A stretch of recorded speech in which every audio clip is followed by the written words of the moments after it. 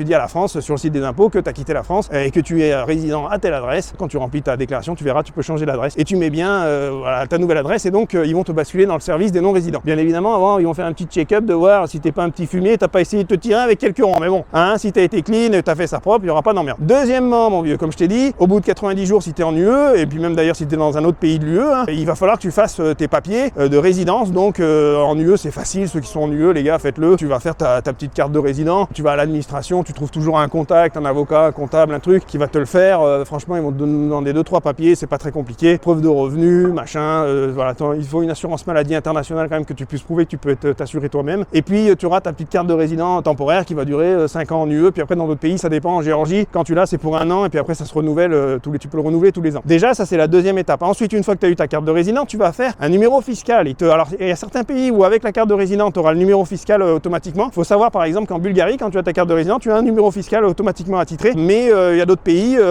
ça se fait séparément. Donc en tout cas, il faudrait que tu obtiennes ton TIN, T-I-N, ton Tax Identification Number. Donc peu importe où tu es, je te conseille de le demander, comme ça tu es inscrit à l'administration fiscale pour pouvoir régler tes impôts en fonction du pays où tu seras.